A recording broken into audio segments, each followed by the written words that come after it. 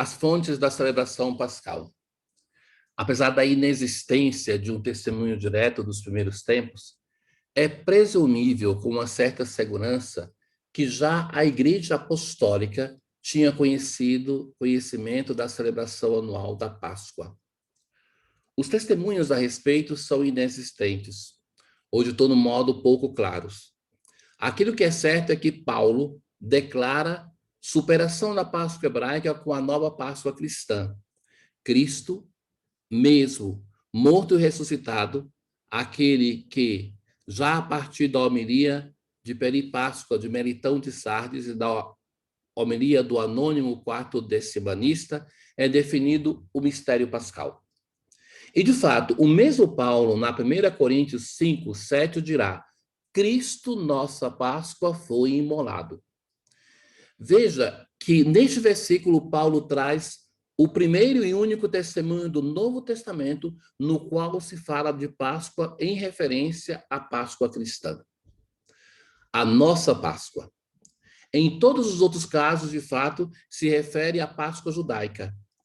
Isto é suficiente para dizer que já na era apostólica, há somente cerca de 20 anos do acontecimento dos eventos que viram a Jesus de Nazaré como protagonistas, nos cristãos havia a convicção já radicada de haver uma própria Páscoa, que provavelmente, antes que através de um rito e festas próprias, fossem celebradas em espírito e verdade. O nascimento e a celebração da Páscoa cristã, da Páscoa judaica, são, portanto, encontrados já no tempo apostólico. Uma tese que é ousada, digamos assim. Por quê? Por muito tempo se sustentou o contrário. Mas justamente a pesquisa, que foi uma pesquisa interessante de doutorado em Bíblia, então, que no Bíblico de Roma, que o autor vai chegar a essa conclusão, não. Esta frase de Paulo atesta que já tem uma concepção de Páscoa ligada estreitamente ao evento e à pessoa de Cristo. Veja, a pessoa de Cristo e o movimento que nasce ao redor deles provocam uma revolução sem tamanho. Nós que já vivemos em uma igreja de 2000 anos, nós talvez não perdemos a consciência disso. O que fez o cristianismo e a mudança que fez foi tão drástica que a queda do Império Romano é ligada historicamente a isso. Esses dias eu fiquei muito entristecido com aquela definição que agora se busca emplacar, não mais antes de Cristo, depois de Cristo, mas chamado de era comum. Então, não se diz mais, por exemplo, o ano 2021 DC, depois de Cristo, mas EC. Se é antes de Cristo, é AEC, antes da era comum. Isso para mim é triste, porque é mais uma tentativa que se tem de fazer esquecer a pessoa, o Cristo. Então, isso é chocante. Então, é isso que é a situação. Então, não disse, de novo aqui, sempre daqui para frente, vocês têm um quadro meu aí atrás que automaticamente o Zoom coloca na proporção que quer. Assim nós buscamos compartilhar também isso que gosto, que me é uma coisa relaxante. Abstratos. A Vigília Pascal. Desde o IV século, a Igreja celebrava o mistério de Cristo morto e ressuscitado na noite da Páscoa. E precisamente naquela que Santo Agostinho teria definido como a mãe de todas as vigílias, como já vimos na sua citação latina antes. Ou seja, a Vigília Pascal. Uma noite de Páscoa continha e celebrava o inteiro mistério do Cristo morto, sepultado e ressuscitado. Desde a meia-noite, de fato, se vivia em um clima de jejum e de luto, para depois explodir a alegria depois da meia-noite, na celebração da ressurreição de Cristo. Aquilo que diz respeito aos séculos 2 a 4, há poucas notícias sobre a celebração da Páscoa, exceto que sobre a vigília pascal. Tais notícias provêm para o segundo século, que das igrejas da Ásia Menor, e para o terceiro século das igrejas da Síria. Em síntese, a Páscoa é representada por um tempo de preparação caracterizado pelo jejum, variável de 1 ou mais dias, segundo cada comunidade. Tal prática provavelmente deriva do jejum hebraico estabelecido pela Mishnah.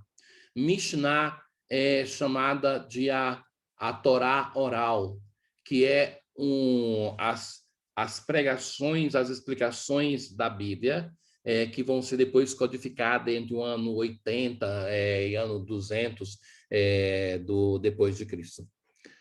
A partir do sacrifício vespertino, precedente ao sacrifício dos cordeiros pascais. O que é o sacrifício dos cordeiros pascais? Quando se lê a carta aos Hebreus, sem essa informação, não se tem clareza da grandeza que se está falando. Os cordeiros eram sacrificados no templo, depois levados para as casas. Então, era uma quantidade imensa de animais que eram sacrificados. Se calcula que cada ano, para a Páscoa, no Templo de Jerusalém, na época de Jesus, eram sacrificados 18.000 ovelhas, sem contar as vacas e os outros animais. Então, eram 18.000. Tal jejum será interpretado por Tertuliano como um sinal de tristeza pelo desaparecimento do esposo. A vigília noturna era constituída de orações e leituras tiradas da Sagrada Escritura, Antigo e Novo Testamento. Também a tradição judaica previa uma vigília noturna, que terminasse, porém, à meia-noite, enquanto a vigília cristã continuava até o canto do galo. Seguia as leituras, a homilia e a celebração eucarística. Ao final do século II, há o testemunho que a Páscoa prossegue nos 50 dias sucessivos, que Tertuliano verá como um só dia de festa, que goza da mesma solenidade e da alegria que goza o dia da Páscoa. A partir do terceiro século, há também o testemunho da celebração do batismo ao roteiro da vigília pascal. Mas veja que são os primeiros testemunhos do terceiro século, que depois, como ritualidade, vai chegar à sua complexidade e união entre Natal e vigília pascal pelo século IV. Entre os desenvolvimentos litúrgicos encontrados entre os séculos VII e XVI, Concílio de Trento, que vão do influxo decisivo do pontifical romano germânico do X século e das tradições galicanas até a Reforma Tridentina. Foram registradas algumas variações, entre as quais, dignas de nota, são a inclusão da Quinta-feira Santa, que originalmente era o último dia da Quaresma, como fazendo parte do Tríduo Sacro e antecipação da vigília ao Sábado Santo. Então, agora vamos ver um pouco cada uma dessas coisas que também já nos prepara para a celebração da Páscoa da Ressurreição. No século VI, emergiu uma perspectiva um tanto historicizante e imitativa do mistério pascal, mais cedo no Oriente do que no Ocidente. Em particular, em Jerusalém, já falamos o porquê, os cristãos, vivendo na cidade onde Cristo tinha vivido a sua Páscoa, sentiram a necessidade de historicizar e de imitar os últimos momentos da paixão do Senhor, identificando os lugares e imitando de qualquer modo os acontecimentos ali vividos. O único mistério da Páscoa de Cristo, por isso, se na origem era vivido como evento único e como tal celebrado, agora haverá uma certa fragmentação em diversas comemorações em relação aos eventos do único mistério. Tal processo nasceu em torno do IV século, encontrará a sua consolidação no século V a VII. Na verdade, a nossa estrutura do ano litúrgico é muito ligada ao Evangelho de Lucas. É Lucas que dá essas definições do tempo da ascensão, do tempo de Pentecostes. Para o evangelista João, a paixão que nós ouvimos na sexta-feira, tudo acontece na cruz. É ali que o Senhor passa por toda a experiência de paixão, morte e ressurreição, Pentecostes, suspirando, dá o seu espírito já no evento da cruz. Assim se passa da antiga celebração global da noite de Páscoa ao Tríduo Sacro e à Semana Santa. O Pentecostes, ou 50ª Pascal, não é mais uma celebração unitária e a ideia de Pentecostes vem sempre mais a designar uma celebração pontual, aquela do 50º dia depois da Páscoa. Finalmente se organizou a preparação da Páscoa, que dá origem à Quaresma. Então, nós depois vamos ver a Páscoa precisamente, mas a Páscoa não são somente 40, desculpe, a Quaresma, ela não é somente 40 dias, ela tem 40 dias de jejum, não se contam os domingos. Então, o quarto domingo, o Letare, ele assinala 20 dias que se passaram e 20 dias que vão começar. Então, esse tempo de penitência, ele vai crescendo. E o tema mais recorrente na Quaresma é o tema do jejum. Vocês pensam, por exemplo, dos 5 prefácios que nós temos, o primeiro fala da espiritualidade da Quaresma. Todos os outros é o tema do jejum, da penitência. Às vezes me faz rir, agora no tempo de máscara é mais fácil rir, né, sem ser percebido, quando nós pedimos na liturgia que o nosso esforço de jejum possa ser traduzido em graças para nós, porque, na verdade, o jejum é uma coisa que vive uma profunda crise no mundo de hoje, né? Então, mas que são preces decorrentes desse momento. Nasceu, por isso, no século IV, aquilo que será definido como Sacratíssimo Tríduo do Senhor, crucificado, sepultado e ressuscitado. As 3 celebrações que caracterizam os 3 dias do Tríduo não devem ser percebidas como 3 momentos distintos, mas como a celebração em 3 dias precisamente, do único mistério pascal de Cristo. A Páscoa não é mais somente a vigília pascal, mas os 3 dias que, considerados na sua unidade, celebram um único mistério.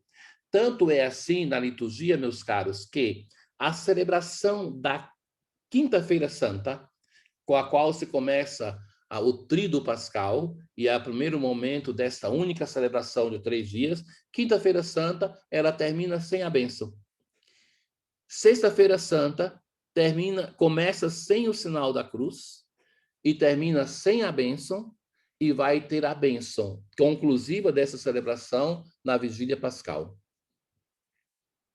Houve uma tendência na realidade de segregação da unidade na Idade Média, quando a atenção se fixou principalmente sobre a paixão e morte de Cristo, deixando o mistério da ressurreição. Isso é muito presente no Brasil. O Brasil é devedor de uma tradição ibérica, aonde o evento principal que chamava a atenção era o evento da Sexta-feira Santa. Vejam que o dia de feriado do Brasil é a Sexta-feira Santa, não como em outras nações, a segunda-feira depois da Páscoa. Isso porque muita gente o que diz? Eu vou na missa só uma vez por ano, padre, na Sexta-feira Santa. Infelizmente, é o único dia que não tem missa. Então, esta ligação nossa, veja os cristos ibéricos que tem na América Latina colonial, são ensanguentados, sofredores, um Cristo que fala de sofrimento. Se diz que isso é o efeito colateral não desejado da espiritualidade franciscana. Francisco refletiu tanto sobre a dor do crucificado que depois a arte começa a representar o Cristo assim ensanguentado. Mas aquele que ele viu, que falou para ele, São Francisco, os cristos conhecidos até aquela época era o Cristo como a cruz de São Damião, o Cristo vivo, que tem aqui sobre o altar do Santuário de São Francisco, que o original não é esse aqui, talvez alguém pode pensar que a cópia esteja lá em Assis, lá é o original. Aqui é mais importante, claro. Então, esta dimensão na Idade Média vai ser muito acentuada. O sentimentalismo, de fato, que caracterizou este período da história litúrgica foi proveniente de um certo influxo germânico, inacreditável, né? O que é a Alemanha hoje ser sentimentalista, por motivo da exportação da liturgia romana para além dos Alpes e, portanto, a uma invalidação da mesma da parte da liturgia e das sensibilidades germânicas, levou à fixação sobre o drama da aflição e dos sentimentos impostos a Cristo durante a paixão. E também por serem mais facilmente representáveis. É mais fácil você encenar o drama do que a ressurreição. É mais fácil encenar a crucificação do que a ressurreição.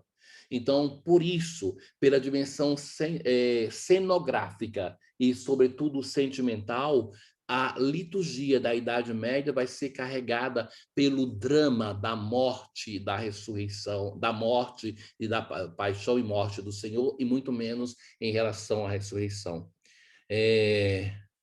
Então, se torna um tanto um drama sacro. Foi Santo Ambrósio o primeiro a falar do tríduo sacro em uma leitura escrita ao bispo da Emília, em uma carta escrita ao bispo da Emília, em 386 depois de Cristo, em relação à celebração da Páscoa. Ele trazia a identificação das etapas históricas, estou corrigindo aqui, relativas à paixão, morte e ressurreição de Cristo. Em seguida, também, Santo Agostinho afirmava que os cristãos celebravam o Santíssimo Tríduo do Cristo crucificado sexta-feira, sepultado sábado e ressuscitado domingo. Hoje, na realidade, fala-se de Tríduo Pascal. Tal terminologia vem utilizada pela primeira vez em 1930. Antes se falava Tríduo Sacro. Do ano 406 depois de Cristo, é a carta de Inocêncio I ao bispo Decêncio de Gúbio. Esta, que se encontra na internet, se alguém quer pode procurar, esta, ainda que não fale de tríduo, na realidade testemunha sua existência, descrevendo uma celebração da paixão na sexta e da ressurreição no domingo. Além disso, é mencionado o jejum da sexta e do sábado. Lendo esta carta, é possível perceber como, para o autor, o tríduo constituía uma unidade, tanto que a celebração da Eucaristia não é prevista a não ser do domingo. Então, agora, depois dessa introdução ao tríduo, vamos nos permitir de falar sobre os 3 dias. O primeiro deles, nas origens, a Quinta-feira Santa não fazia parte do tríduo pascal. No século IV, em Roma, como conclusão da Quaresma, se faz conhecida pela manhã uma celebração para a reconciliação dos penitentes. Somente no século VII e VIII seriam vistos ulteriores desenvolvimentos que dizem respeito às celebrações desse dia. Na Basílica de Latrão, me permita talvez chover no molhado para dizer que a Basílica são 4 basílicas patriarcais, papais em Roma. A Basílica, a igreja mãe de todas as igrejas, a igreja mais antiga construída, e que ao lado dela tem uma obra importante, que quando vocês forem não esqueçam de visitar, que é o batistério, considerado o batistério mais antigo da igreja, que é a Basílica de São João de Latrão, dedicado ao Salvador e aos 2 João Batista e Evangelista. Esta é a Catedral de Roma. Nós celebramos a festa da dedicação dessa igreja porque é a primeira igreja, então, que é a catedral de todos nós. São Pedro não é catedral de Roma, mas São Pedro é uma dessas basílicas. Depois, São Paulo e Santa Maria Maior. Curiosidade de Santa Maria Maior é que, quando você entrar olhe aquele forro folheado de ouro e recorde-se que aquele é ouro do Brasil, porque a coroa portuguesa, para vir para cá, ela teve que fazer empréstimo com a coroa espanhola, a quem era depois confiada a Basílica.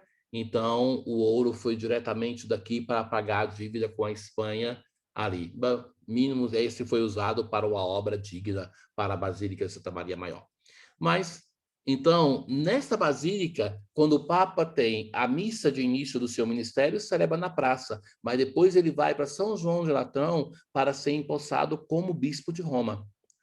Ao meio-dia, o Papa presidia a Eucaristia como comemoração da última ceia. Veja, meio-dia, a missa in cena domini, sem liturgia da palavra, na qual benzia os olhos, já era unida a missa do Crisma e a celebração da última ceia. Nos títulos, então, outra explicação. O que são os títulos? Cada cardeal, ele tem uma igreja a que é confiada a ele em Roma. E os cardeais são todos bispos, mas eles recebem títulos de cardeais bispos, cardeais presbíteros, cardeais diáconos. Esses títulos eram confiados aos diáconos, e o Papa celebrava, em algumas ocasiões, sobretudo na Quaresma, nessas igrejas dos títulos. Isso na Antiguidade. O Papa Bento XVI retomou esse costume de celebrar nessas igrejas dos títulos. E a estruturação do cardinalato hoje é assim: 4 cardeais, que são aqueles que trabalham mais ligados ao Papa, eles são cardeais bispos, mesmo que todos, como eu disse, são bispos. Para não ser bispo, quando é feito cardeal, tem que ter a dispensa do Papa, mas é um título. Então, cardeais bispos, que são o prefeito da Congregação para a Doutrina da Fé, Congregação para os Bispos, o vigário do Papa para a cidade de Roma e o secretário de Estado. Os cardeais que estão em Roma, eles são todos cardeais com título de cardeais diáconos, são os prefeitos das diversas coisas. E os cardeais que estão pelo mundo, por exemplo, arcebispos no Brasil, Rio, São Paulo, os outros são cardeais presbíteros. Então, essas igrejas dos títulos são essas igrejas em Roma, ou sufragâneas, dioceses sufragâneas de Roma, que são confiadas a um cardeal. Nos títulos, ao contrário, eram celebradas 3 missas: para a reconciliação dos penitentes, para a bênção dos olhos, presidida pelo próprio presbítero, o sacerdote, o presbítero, o mesmo que benzia o óleo dos catecúmenos e dos enfermos, e, finalmente, para comemorar a instituição da Eucaristia. Esta última era iniciada com um ofertório e tinha como tema a referência a uma dupla tradição, aquela de Judas, a traição de Judas, e aquela da instituição da Eucaristia. O pontificado romano germânico do século IX já conhecia somente 2 celebrações eucarísticas, a missa crismal pela manhã e a comemoração da instituição da Eucaristia à tarde. Chegamos, então, no século IX, aquilo que é a tradição atual. Enquanto a reconciliação dos penitentes foi transferida para a missa crismal. Os livros litúrgicos do século XIII e, em seguida, o Missal Romano de 1570, do Concílio de Trento, reportaram somente a formulação para a missa comemorativa da instituição da Eucaristia. Os formulários da bênção dos olhos foram inseridos no pontifical, enquanto a celebração era presidida pelo bispo da catedral. Já no século XVI, a única celebração da Quinta-feira Santa foi transferida para amanhã. Naquilo que diz respeito à conservação da Eucaristia para a distribuição da comunhão na Sexta-feira Santa, o uso provém do século VIII. Então, aquilo que é a transladação do Santíssimo. Então, estamos dando algumas informações para chegar por que celebramos assim hoje, da onde vem isso. Então, agora o tema da transladação do Santíssimo. No início, a Eucaristia vinha recolocada na sacristia, solenemente ornada. Não havia o costume da adoração e, portanto, não se dava peso ao lugar da reposição. As primeiras atestações sobre a reposição e adoração do Santíssimo Sacramento ocorreram em torno dos séculos XII e XIII, em um período no qual nascia também a elevação da hóstia e do cálice depois da consagração, no final do século XII, e mesmo a instituição da parte de Urbano IV, em 1264, da festa de Corpus Christi. Então, é depois do milagre eucarístico. Depois do milagre eucarístico, nós temos essa influência do milagre eucarístico sobre diversos aspectos da liturgia. Corpus Christi nasce a elevação da hóstia depois da consagração e mesmo um local solene a procissão do Santíssimo Sacramento. O missal de 1570 prevê que a Eucaristia seja conservada no recinto da igreja, em um altar adequadamente ornado e acompanhado através de uma procissão. Aos poucos, a Quinta-feira Santa, a partir da Idade Média, começou a fazer parte do Tríduo Pascal, propriamente por motivo da centralidade adquirida pelas espécies eucarísticas conservadas, não no tabernáculo, mas a partir da festa de Corpus Christi, em um cibório ou teca, estojo fechado com a chave, como se fosse um sepulcro. A reposição, de fato, adquiriu este modo de simbologia sepulcral e ainda hoje em voga em algumas culturas populares. Então, de fazer aquele altar como se fosse um sepulcro, o altar da reposição. O lava-pés foi inserido na Quinta-feira Santa no 17º Concílio de Toledo, no ano 694 d.C. Este não terá um reconhecimento necessariamente litúrgico, mas em relação com a leitura evangélica, se tornou obrigatório para todos os bispos e presbíteros dentro do próprio território. A tal ação se acompanhou muito cedo o hino Ubi Caritas. Ubi Caritas et amor, Deus ibi est. Em Roma, chegou com o pontifical romano germânico, que o prevê depois das vésperas. Também o missal romano de 1517 o viu inserido depois das vésperas e da expoliação do altar. Na igreja, o lava-pés se deu com uma dúplice leitura teológica, sinal do batismo e de purificação na Espanha e na liturgia ambrosiana, e imitação dos gestos de Jesus que antecipa o sacrifício da cruz em Roma e na África do Norte. A expoliação do altar, que segue a missa em Cena Domini, se tornou, segundo uma liturgia sobretudo alegórica, o simbolismo da expoliação do Cristo sobre a cruz. Tal gesto no século XIII, como também no missal romano de 1517, será acompanhado da recitação do Salmo 21. Meu Deus, por que me abandonastes? Todos os que me veem zombam de mim, meneando a cabeça. Transpassaram minhas mãos e meus pés. Poderia contar todos os meus ossos. Eles me olham e me observam com alegria, repartem entre si as minhas vestes e lançam sobre a cabeça minha túnica. E lançam sorte sobre minha túnica. Claramente, esse salmo deve ser lido em sentido tipológico, com referimento à paixão de Cristo. A Sexta-feira Santa. A Sexta-feira Santa, no V século, era caracterizada somente por uma liturgia da palavra, como testemunhado pelos sermões do Papa Leão Magno. No Sacramentário Gelasiano, em torno do século 7 e 8, encontramos, junto com a liturgia da palavra, a adoração da cruz e a comunhão sacramental. Ainda que a tradição mais antiga da liturgia romana não conhecesse esta última como tradição própria. A adoração da cruz teve origem em Jerusalém no século IV, e como atestado por São Cirílio de Jerusalém e por Egéria.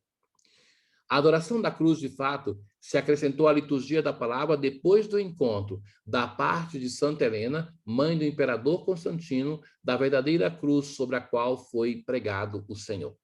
Então, Helena, ela sai de Roma, ela passa na Turquia atual e se hospeda em um local onde é um convento nosso. E hoje, naturalmente, né, um convento nosso. Chega a Jerusalém, e a tradição vai dizer, inclusive na Basílica da Anástase, da Ressurreição, tem esse monte de cruzes lá embaixo que faz memória disso, que ela mandou trazer todas as cruzes que encontravam e tocava os enfermos com essas cruzes. Quando alguém foi curado, então ela reconheceu que aquela era a cruz de Cristo. Será a mesma Egéria que, no seu diário, testemunhou como, junto à cruz, estavam 2 diáconos que vigiavam a fim de que nenhum dos fiéis mordesse a cruz para pegar uma relíquia. Então é um fato curioso esse, né, alegórico, que os diáconos colocados ali para impedir que alguém mordesse.